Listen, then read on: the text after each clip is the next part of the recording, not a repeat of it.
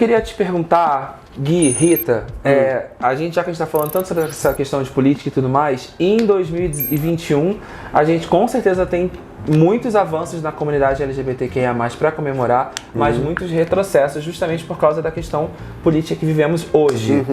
Então, como é que você avalia o momento assim para ser LGBT no Brasil?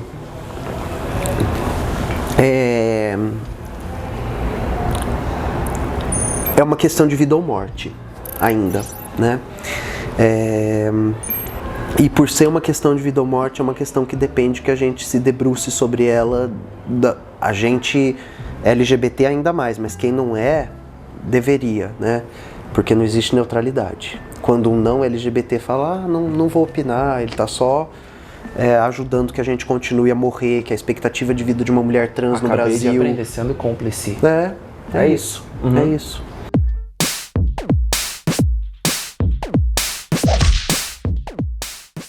Antes de você continuar, é muito difícil você conseguir sempre estar aberto a ser empático com a questão, o problema, a dor do outro. Porque são muitas possibilidades humanas sempre, né? Então, de repente, uma pessoa não LGBT fica nessa questão, tipo assim, putz, eu não posso brigar por essa causa porque não é meu lugar de fala. Entendo, mas você entende como esse entendimento de lugar de fala é danoso? Porque lugar de fala não é isso. No livrinho da Djamila Ribeiro, o lugar de fala é um conceito que ela vai... Manual do Antirracista? Não, ela tem um livro que é lugar de fala. É um conceito que ela está trazendo do feminismo negro norte-americano, que é importante para o feminismo negro. E o conceito de lugar de fala é para que a gente consiga trazer uma lente que expõe de onde vem aquele discurso, qual é o lugar daquela fala. Então, quando você escuta alguém falando alguma coisa, você fala tá, essa fala não é neutra, essa fala tem sexo, gênero, raça, classe, cor, lugar na cidade, escolaridade. E aí, quando a gente escuta um discurso, a gente precisa se perguntar, qual é o lugar daquele, de onde esse discurso está vindo? E isso revela muitas coisas sobre o discurso. Isso tira uma possível ingenuidade de quem escuta. E quem escuta começa a escutar, nossa, é engraçado que o banqueiro tem essa opinião. Porque ele tem um lugar de fala, né? A fala dele tá vindo de um lugar. Nossa, engraçado que a mídia hegemônica tá sempre do lado da burguesia. Nossa, que engraçado que a mídia hegemônica quer que todas as reformas passem. A da Previdência, a Trabalhi, que engraçado, por que será? E aí a gente começa a identificar o lugar daquela fala. E também, quais são os lugares de silêncio. Quais são os lugares que nunca falam? Que nunca podem falar? Que ninguém escuta quando fala? Uma parte que eu sinto muito orgulho do meu trabalho é que eu tenho certeza que quando eu morrer, viado vai ser mais respeitado. Ou espero, né? E cada mulher intelectual negra que aparece, cada Lélia Gonzalez, cada Angela Davis, consegue mudar o mundo com ela. Porque consegue tirar um vício de leitura da população média. De achar que lugar de mulher é na cozinha, mulher não tem nada para falar, mulher não pode dirigir um país, mulher não serve pra... Mulher é muito... E aí, essa coisa da pergunta, quando o Trump, durante sua campanha, vai mobilizar o Rust Belt, né, essa parte dos Estados Unidos, de gente caipira, ligada com terra, muito conservadora, muito reacionária, a galera das duas costas começa a ir para lá e tentar fazer trabalho de formiguinha. E aí tem esse cara que é um produtor de conteúdo, um comediante, que ele chega assim, ele fala assim pra galera, por que você vai votar no Trump e não na Hillary? E aí uma moça fala assim, porque as mulheres são mais emotivas, né? E você não pode ter uma mulher na frente da presidência, porque ela pode começar uma guerra a qualquer minuto. Aí ele fala, E quem começou todas as guerras do mundo até hoje? Só homens. E aí ele acabou de fazer a pergunta que desmonta aquela crença. Mas essa coisa do lugar de fala que você super explicou aqui agora não é a percepção geral, talvez. Eu acabei de ver, há pouquíssimo tempo atrás, um Instagram desses de uma personagem, a Karen Kardashian. Ela estava opinando sobre o caso da fazenda de estupro. Karen Kardashian é aquela que falou do Tim Maia? Não, a Karen Kardashian é aquela que fala que você não pode ser trouxa e que você tem que casar um milionário. É um personagem que tem, sei lá, é muito popular na internet. E é um homem que faz uma drag queen ali, né? E aí ele tava... enfim, a Karen tava falando sobre essa questão do... A gente precisa ouvir as mulheres. Tem um monte de comentário embaixo falando o seguinte: para de opinar sobre isso porque não é o seu lugar de fala. Porque as pessoas entendem que é um homem cis, branco, fazendo uma personagem feminina e não exatamente uma mulher que vive na pele todas aquela as questões que a pessoa que passou por uma situação de estupro viveu. Sim. Nesse contexto que eu digo que às vezes as pessoas elas elas ficam até assim um pouco, não sei se eu devo opinar ou participar ou me envolver com uma questão que não é do seu universo, justamente por não querer invadir o espaço de fala ou o lugar da outra pessoa, entendeu? E aí essa pergunta, a pergunta para desmontar essa ideia é assim: só os suicidas vão poder falar sobre suicídio? Só as pessoas com transtorno alimentar vão poder falar sobre transtorno alimentar? Só o MST vai poder falar sobre o MST? Lutar pelo MST? E aí a gente começa a perceber que essa ideia é uma ideia que encapsula e isola a minoria. E tira da minoria a possibilidade de ter aliado. Se um discurso só reverbera num lugar, você precisa de muito pouco para matar aquele grupo. E é capaz dos outros não ficarem nem sabendo que aquele grupo morreu. É muito importante que a gente tenha pessoas falando sobre os assuntos em todos os lugares. E é muito importante que quando a gente escute, a gente fale: quem está falando? De que lugar? Né? Se só os suicidas pudessem falar sobre o suicídio, a gente nunca teria escrito uma linha sobre o suicídio. Tem umas questões muito delicadas quando, por exemplo, um homem emite uma opinião sobre uma questão da mulher. Sim. Ou uma pessoa branca emite uma opinião sobre uma questão de uma pessoa preta. Sim. São terrenos muito... sabe? Tipo pisar no lugar do campo minado, assim, porque tem gente que recebe super reaça falando: você não tem que estar falando sobre isso porque não é o seu lugar. E você está trazendo uma outra luz para a história, de que é importante todo mundo saber como poder participar da discussão, e eu mesmo não estando no grupo. E eu acho que tem uma coisa que é a vivência, tem uma coisa que é a experiência. Quando você estuda filosofia, tem uma ideia primeira do estudo da filosofia, que antes da filosofia aparecer, existiam sofistas antes de existirem filósofos. O filósofo é alguém que derruba o sofista, porque o sofista não está produzindo essa forma lógica e racional de pensar. E aí, em grego, existem 3 palavras. Doxa, que é crença, senso comum. E aí a doxa o Sol é menor do que a Terra, né? Eu acredito nisso. Ou então, na época da igreja, o Sol gira em torno da Terra. A igreja me contou. Eu acredito, é minha crença, é o senso comum. Todo mundo, né? O mundo é quadrado. Se você for para lá, você cai. Isso é doxa. A Sofia, ela é algo ligado à vivência, à experiência. Então, essa pessoa é mais velha, ela sabe, ela viveu. Essa pessoa, e às vezes você pode ter o Fernando Holliday. Ele é um homem negro. O cara que está à frente de Palmares, que eu me recuso a falar o nome dele. Ele é um homem negro. O que eles estão fazendo pelo movimento negro? Destruindo por dentro. Eles são anticotas, eles falam que racismo não existe no Brasil. Então, se eu for pela Sofia aqui, eles têm experiência, eles sabem, deixa ele. E aí existe essa outra coisa que é a episteme, que é a construção de um método de análise, reflexão e proposição. A gente precisa entender se o discurso vem de onde. Essa pessoa que está falando a partir da doxa? É um senso comum, é uma crença? Ela acredita naquilo sem nenhuma prova e evidência? Ela está falando isso porque ela viveu na pele? Ou ela está falando isso porque ela estudou?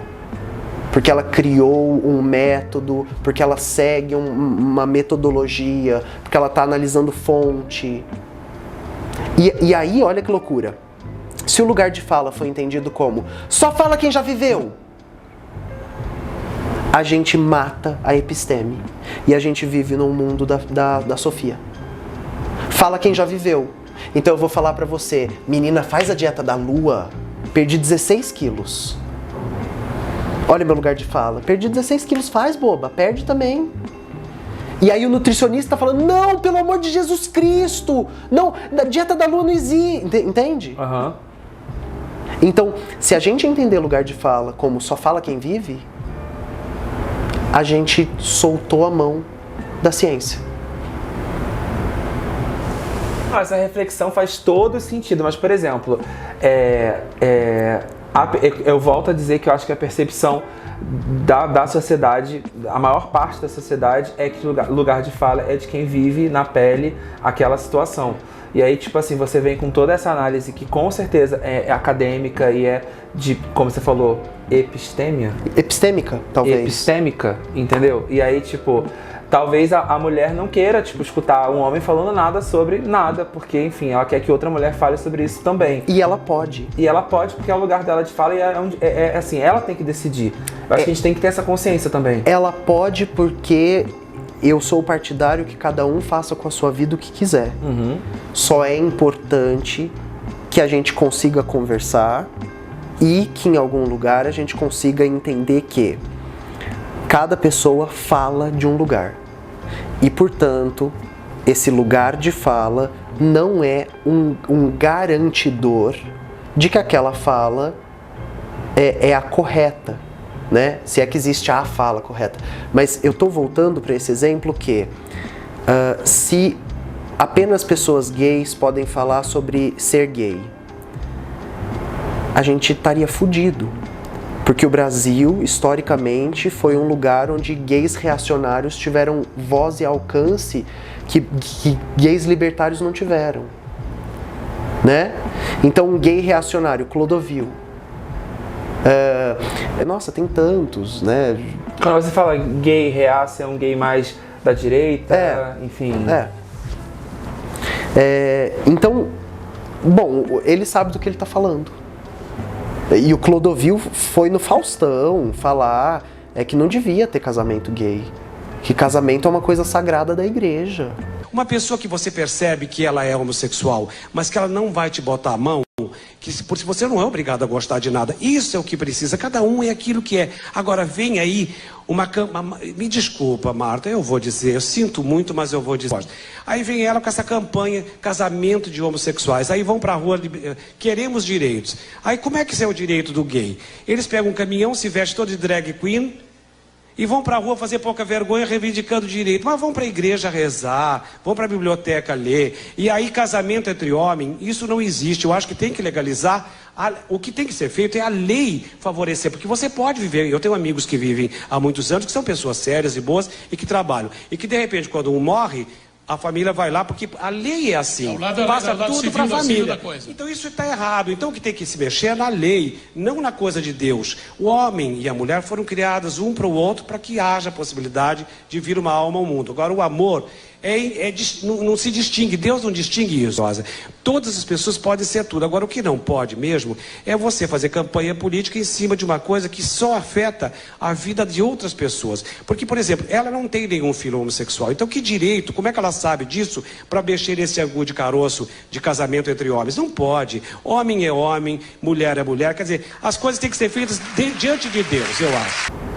E aí muita gente não LGBT pega uma fala dessas e toma como verdade. Lugar de fala.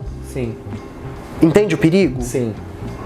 E porque nada me garante que por ser de um grupo, você entende que você é desse grupo e luta por esse grupo. Nada me garante. Né? E a nossa era é importante para mostrar isso. O lugar de fala não é um dado proibitivo do discurso, é um dado analítico do discurso. De onde vem aquele discurso? Não se pode ou não pode. Onde que se inscreve na sua aula mesmo? Vamos botar aqui pra gente poder se inscrever nessa aula agora, por favor. Não, eu agora na pandemia eu parei, né? Porque eu detesto fazer à distância. Mas quando eu voltar, eu sempre anuncio tudo que eu vou fazer. Qual é o seu curso mais procurado, por exemplo? Eu tenho, assim, hoje, por causa da pandemia, eu tenho esse formato de aula, que é um formato que eu faço para grupo, é um formato que eu faço em evento, é um formato que eu faço... E aí tem N aulas, né? Tipo, microagressões, estereótipos, ética e educação, educação na pandemia... Que são aulas que eu dou em eventos específicos. O meu curso, que é uma outra coisa, que é através dos estudos de cultura, que é a minha área de estudo, falar sobre... É o tempero drag, basicamente, né? Só que numa aula de 4 horas, com referência bibliográfica, com um texto que eu envio para os alunos, com a possibilidade de a gente discutir, de ouvir, voltar... E aí são, acho que 8 aulas, e aí é uma breve história do capitalismo, o amor como construção social, por que você trabalha, o que significa religião, etiqueta, esse da etiqueta é o meu preferido. Eu tenho um sobre masculinidade tóxica, que é basicamente gênero e sexualidade. Mas eu tô ainda aqui querendo fechar um raciocínio, que é por que ser LGBT no Brasil é um caso de vida ou morte, que você ia começar a falar sobre, e eu falei sobre a questão do lugar de fala. Porque ninguém é assassinado por ser heterossexual. Você nunca vai descobrir uma pessoa que foi assassinada porque era hétero. Você vai descobrir pessoas héteros que foram assassinadas. Mas eu posso ser assassinado porque sou gay, minha amiga pode ser assassinada porque é lésbica, meu amigo pode ser assassinado porque é um homem trans. A nossa existência é uma questão. Quando a Judith Butler escreve Problemas de Gênero, ela está falando, a gente vive numa sociedade na qual o gênero é um problema. E cruzar a perna pode... Ela tem um documentário muito famoso no YouTube, gratuito, com legenda, que é Judith Butler, Filósofa em Todo Gênero, que acompanha ela durante, acho que 5 dias, em alguns países que ela está dando aula, na universidade onde ela dá aula nos Estados Unidos, aí ela vai para a França, ela vai para a Espanha, e ela conta que nos anos 90, quando ela está escrevendo Problemas de Gênero, ela tá lendo e de repente ela é atingida por uma notícia de um moleque que os amigos da escola, eu não vou conseguir, que os amigos da escola empurraram de um lugar e ele caiu e teve lesões gravíssimas, e aí eu não lembro se ele morreu, porque ele rebolava. E aí ela, que é uma filósofa, fala: por quê? Por que gênero é um problema? E aí ela vai começar o trabalho dela, né? É uma pena que é um trabalho muito difícil, né? O primeiro capítulo é ela, porque ela é uma pós-estruturalista, ela está inserida num debate hegeliano, ela vai ler o Saussure e o Lacan, e aí o capítulo 1 sobre a inexistência da condição da mulher, sabe? Você precisa de uma bagagem bizarra. É muito difícil ler Judith Butler. Mas ela está pensando nessa... Corpos que Importam é outro livro dela, que aqui no Brasil a N-1 publica num formato de Bíblia, porque ela começa a pensar assim: por que gente preta, pobre e favelada pode ser assassinada pela polícia e ninguém faz nada? Por que alguns corpos importam e outros não? Então por que ser LGBT é questão de vida ou morte? Porque essa pode ser a nossa última entrevista, Ti. Só depende da gente pegar um louco aqui fora. Essa pode ser a nossa última entrevista. Tô aqui tentando, tipo, deixar mais leve, mas assim, é uma porrada, né? Que é verdade, totalmente. E eu acho que existem também essas questões todas que a gente sabe, que principalmente, bom, eu acho que no mundo inteiro, mas no Brasil também, de você ser branco ou preto, você ser de uma classe social X ou Y, tudo isso é tipo um agravante, né, dentro do ser LGBT, que vai te deixando mais ou menos vulnerável, porque vulneráveis estamos todos. Mas assim, só pode ir assim numa escala de vulnerabilidade e vai te deixando cada vez mais exposto a esses possíveis ataques que podem tirar uma vida de um LGBT, e tira, né? Sim. Como o Brasil, a gente sabe que é o país que mais mata LGBT no mundo, Sim. mais mata pessoas trans no mundo, e também é o que mais consome pornografia trans na internet, enfim. Você dá o curso como Guilherme ou como Rita? Como Rita. Como Rita. Como Guilherme eu só vivo. Como Rita eu trabalho. E é um jeito também de eu poder suportar o trabalho e de eu poder manter a minha vida privada. Teve uma coisa muito engraçada, que a UFMG, Federal de Minas, eles têm um grupo de estudos sobre comunicação, e aí eles fizeram um mapeamento do Brasil e pegaram Dilma Rousseff, Lula, Mano Brown, Gregório do Vivier, Emicida, Rita, Pablo, e aí eles fazem um perfil daquela personalidade, Luísa Sonza. E aí eu fui ler, né, o trabalho sobre a Rita, e aí tinha um pedaço lá que falava sabe-se muito pouco ou quase nada sobre a vida pessoal do Guilherme. E você gostou disso? E eu acho que eu consigo viver por causa disso, sabe? Porque eu detestaria que o assunto fosse eu, e não a ideia, e não o debate, e não o... E aí tem uma coisa, que o assunto nunca é a Rita, né? O assunto é sobre o que a Rita tá falando. Isso é maravilhoso, né? Eu consigo ir dormir tranquilo.